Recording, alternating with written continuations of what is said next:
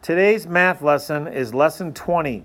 The objective of the lesson is to solve two-step word problems that involve multiplication and division and assess the reasonableness of their answers. So I'm going to do number 4 from their homework. It is a word problem that says, 3 friends go apple picking. They pick 13 apples on Saturday and 14 apples on Sunday. They share the apples equally. How many apples does each person get?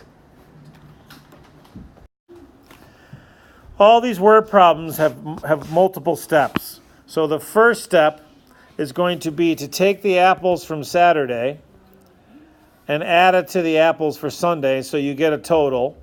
And 13 plus 14 is 27. So 27 is the total amount of apples. I told the students that for every word problem, you need some kind of a picture. Maybe it's an array, maybe it's equal groups, maybe it's a tape diagram. We're going to do a tape diagram for number 4. And we now know that the total is 27 because we added Saturday to Sunday. So the question states, they share the apples equally amongst 3 friends. So here on the piece of tape are your 3 friends. They want to know how many apples each person gets. So down here is your 3 friends.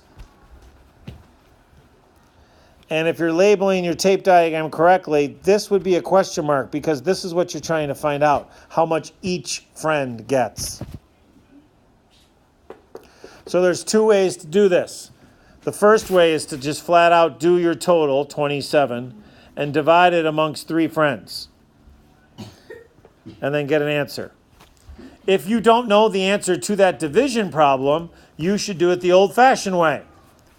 And that's very simple. Take your apples and count them out. 1 for each friend. 2 for each friend. 3 for each friend. 4 for each friend. 5 and 6 and 7 and 8.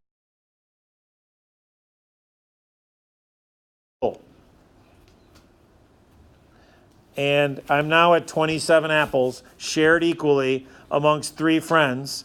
And you can see that in each friend gets 9 apples.